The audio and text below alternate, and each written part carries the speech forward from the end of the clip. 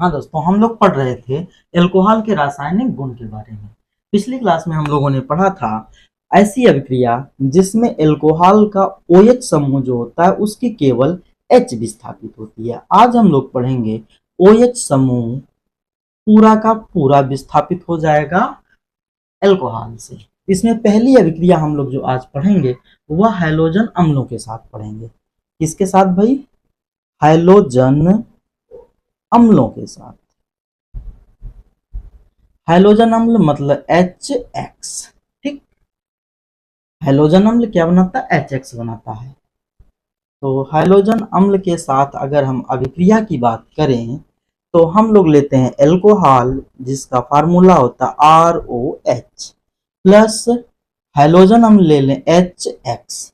HX के साथ जब ये अभिक्रिया होगी इसको हम लोग गर्म करें या किसी उत्प्रेरक की उपस्थिति में, जो भी कंडीशन बनती है एल्कोहल की, जब हम लोग हैलोजन अम्लों के साथ अभिक्रिया कराते हैं तो H जो है जुड़ जाता है OH के साथ। H किसके साथ जुड़ गया? OH के साथ। और यह क्या बन गया? H2O।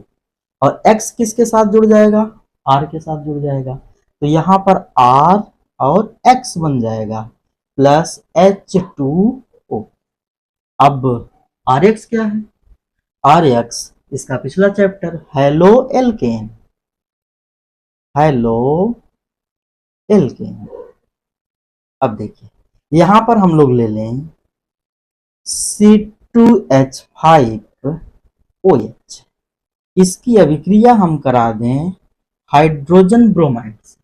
देखिए X का मतलब होता है, यहाँ पे फ्लोरीन ले सकते हैं, क्लोरीन ले सकते हैं, ब्रोमीन ले सकते हैं और आयोडीन ले सकते हैं। आगे बात समझ में? अब यह जो है हम लोगों ने लिया एथिल एल्कोहल और हाइड्रोजन ब्रोमाइड। हाइड्रोजन ब्रोमाइड की अभिक्रिया हम लोग H2SO4 की उपस्थिति में करा देते हैं। H2SO4 की उपस्थिति में। तो यहां पर सेम कंडीशन है, हाइड्रोजन किसके साथ जुड़ जाएगा भाई? OH के साथ जुड़ जाएगा। और Br कहां पे आ जाएगा? C2H5 के साथ। तो यहां पे हो जाएगा C2H5Br प्लस H2O। यह क्या बन गया हम लोगों का? एथिल ब्रोमाइड बन गया या ब्रोमो एथेन हम लोग कह सकते हैं। अगर यही अभिक्रिया हम लोग C2H5OH की हाइड्रोजन आयोडाइड के साथ करा दें तो हाइड्रोजन आयोडाइड में कुछ मिलाने की जरूरत नहीं होती है, केवल हम इसको गर्म करें, कंडीशन सेम है। और आई किसके साथ आ जाएगा? C2H5 के साथ। यहाँ पे बन जाएगा C2H5I प्लस H2O, यानी कि एथिल आयोडाइड बन जाएगा। ठीक है भाई। अब एथिल आयोडाइड जो है इस किसके साथ बना? हाइड्रोजन आयोडाइड के साथ। हाइड्रोजन आयोडाइड के साथ अभिक्रिया करके बने। तो एक बात तो हो गई कि हैलोजन अम्ल के साथ अगर हम लोग एल्कोहल की अभिक्रिया कराते हैं तो हमको क्या मिलता है? हैलो एल्केन मिलता है। ठीक। आज हम लोग दूसरी अभिक्रिया पढ़ेंगे इसके अलावा फास्फोरस हैलाइड के साथ। किसके साथ भाई? फास्फोरस हैलाइड के साथ। क्या आपको पता है कि फास्फोरस हैलाइड का फार्मूला क्या होता है? देखिए यहां पे हम लोग लेंगे फास्फोरस हैलाइड और इसमें आज हम लोग अभिक्रिया कराएंगे। देखिए फास्फोरस है और हैलाइड है, यानी कि PX3। PX3 ये फास्फोरस हो गया है, हैलाइड हो गया। देखिए यहां पर हम लोगों ने लिया ROH, इसकी अभिक्रिया हम लोग करा दें PCl3। किसके साथ कराना है भाई अभिक्रिया? PCl3 के साथ। तो अब यहाँ पर देखिए R एक है, OH जो है एक है, फास्फोरस भी एक है और क्लोरीन भी कितनी है? एक। सॉरी, क्लोरीन यहाँ पे कितनी है? 3 है। तो अब 3 क्लोरीन अगर है, एक क्लोरीन जुड़ेगी किसके साथ? एल्कोहल में उपस्थित एल्किल समूह के साथ। यानी क्लोरीन कहाँ आएगी? यहाँ पर आएगी। तो यह हो जाएगा RCl। क्या हो जाएगा भाई, RCl प्लस, अब देखिए Cl यहाँ पे 3 है और यहाँ पर एक ही है, तो यहाँ पे हम बैलेंसी बराबर करने के लिए 3 का गुणा कर दें। अब R भी मैं बैलेंस करना होगा तो R में भी 3 का गुणा कर दें। अब देखिए यूज क्या क्या हो गया, R यूज हो गया और Cl पूरा यूज हो गया, बचा क्या, P बचा 1, O बचा कितना 3 और H बचा 3। ठीक, इसको हम इस तरीके से ना लिख करके क्या लिखते हैं, H3PO3। ठीक, H3PO3 यह है आर्थोफास्फोरस अम्ल। इसका क्या नाम है बेटा, आर्थोफास्फोरस अम्ल।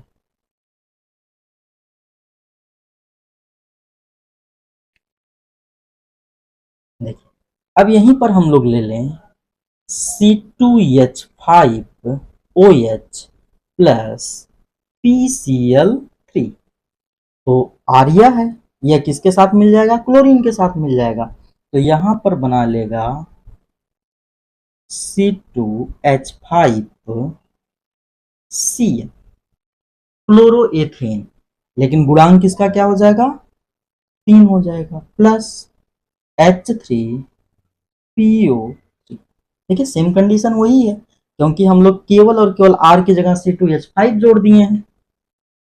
ठीक, देखिए R यहाँ पे 3 था तो हम लोगों ने 3R लिख दिया था, और ऑक्सीजन भी 3 था तो यह बचा था 3 हाइड्रोजन बचा था और एक फास्फोरस बचा था, तो 3 हाइड्रोजन 1 फास्फोरस और 3 ऑक्सीजन, इसका नाम क्या हो गया, आर्थोफास्फोरस अम्ल। तो इस रिएक्शन में किसी को कोई डाउट तो नहीं, अगर डाउट होगा तो कमेंट करना। अब अगली अभिक्रिया हम जो PCl3 के जगह पर हम PCl5 लेकर के फास्फोरस पेंटाक्लोराइड लेकर के करते हैं, देखते हैं क्या होता है।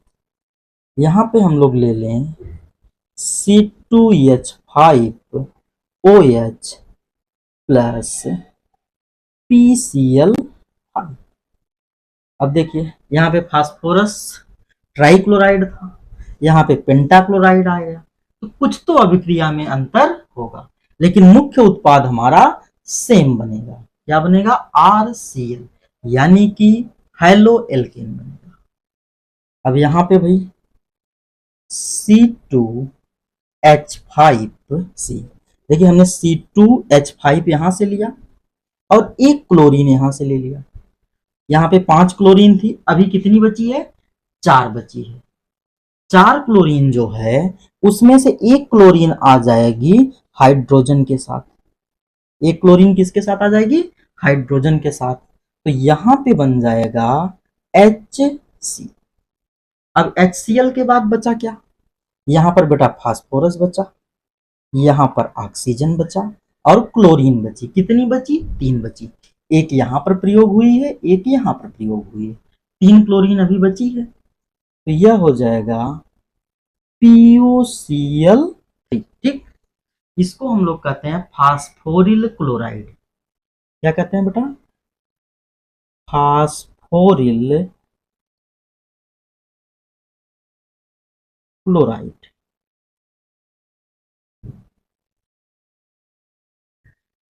ठीक, आगे बात समझ में। तो पहला हम लोगों ने जो देखा वो हैलोजन अम्लों के साथ देखा, HX के साथ देखा। दूसरी अभिक्रिया हम लोग PCl3 के साथ देखे, फिर किसके साथ देखे, PCl5 के साथ। ये अभिक्रिया इंपॉर्टेंट है, अक्सर जो है फास्फोरस हैलाइड के साथ एग्जाम में पूछा जाता है। एक अभिक्रिया भी और हम लोग पढ़ेंगे, एल्कोहलों का निर्जलीकरण। देखिए जो रासायनिक गुण हम लोग पढ़ रहे हैं उसमें हम लोग पढ़ चुके ऐसी अभिक्रिया जिसमें एल्कोहल का जो समूह है OH उसमें केवल H विस्थापित हुआ। अभी हम लोगों ने पढ़ा जिसमें पूरा का पूरा OH विस्थापित हो जाता है। अभी हम लोग पढ़ेंगे इससे कुछ अन्यत्र OH के साथ साथ कुछ और भी इसके साथ निकल जाता है, यानी कि विस्थापित हो जाता है। जिसको हम लोग क्या कहेंगे, निर्जलीकरण। निर्जलीकरण किसका निर्जलीकरण भाई? एल्कोहल का निर्जलीकरण। ठीक, एल्कोहल का जब निर्जलीकरण हम लोग करते हैं तो निर्जलीकरण का मतलब होता है जल का बाहर निकल जाना। किसी भी यौगिक से यदि जल बाहर निकल जा रहा है तो इसी घटना को हम लोग कहते हैं निर्जलीकरण, यानी कि जल उससे निकल गया, यही क्या है, निर्जलीकरण है। अब देखिए ROH है, या हमको जल निकाल के शो कराना है तो यहाँ पे हम लोग लिख दें RCH2 और OH भी लिख, ठीक, RCH2OH के साथ करा दें अगर, तो यहाँ पर हम लोग एक निर्जलीकारक का प्रयोग करेंगे। यहाँ पर हम लोगों ने ले लिया क्या, H2SO4। H2SO4 को हम लोग 170 डिग्री सेल्सियस पर जब गर्म करते हैं तो यह बनाता है एल्कीन। एल्कीन बनाता है प्लस जल जो है इससे बाहर निकल जाता है। तो देखिए यहाँ पर H2 या OH और यहाँ से एक H निकल जाएगा। अच्छा, एक यहाँ पे हम और बढ़ा दें तो समझने में आसानी हो जाएगी। CH2R, देखिए RCH2CH2OH हमने लिख दिया। यह क्या है, एल्कोहल है।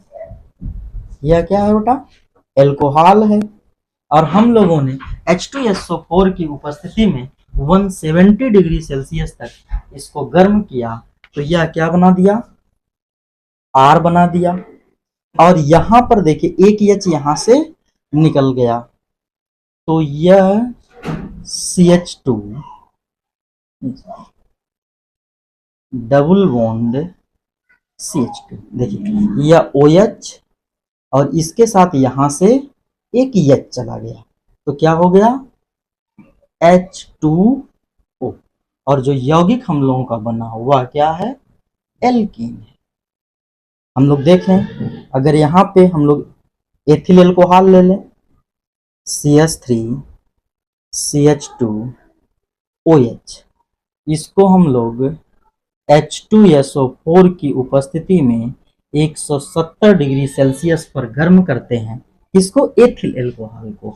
तो यहाँ पर OH यहाँ से एक H ले करके क्या बना देगा, जल बना देगा, प्लस बचेगा क्या बेटा, यहाँ से एक H निकला तो बच गया CH2 और OH तो निकल ही चुका है, यहाँ पर CH2 है तो डबल बॉन्ड आ जाएगा और यह क्या है, एथीन।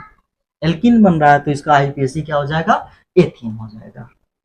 ठीक, तो यह है निर्जलीकरण, जिसमें हम लोग निर्जलीकारक क्या यूज किए हैं, H2SO4 सल्फ्यूरिक अम्ल। यह कैसा होता है, सांद्र होता है। H2SO4 कैसा है बेटा, सांद्र हम लोग लिए हैं।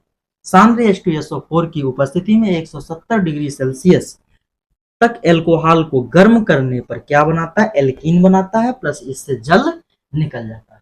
ठीक, तो अगली क्लास में हम लोग पढ़ेंगे एल्कोहल में जो प्राथमिक, द्वितीयक और तृतीयक एल्कोहल होते हैं इनमें कैसे भेद करते हैं। बाकी आज के लिए इतना ही, आप लोग पढ़िए। अगर कोई समस्या किसी रिएक्शन को समझने में आ रहा हो तो कमेंट जरूर करिएगा, अगले वीडियो में आपको हम उसको समझा देंगे। चलिए मिलते हैं कल, तब तक के लिए tata bye bye, thank you.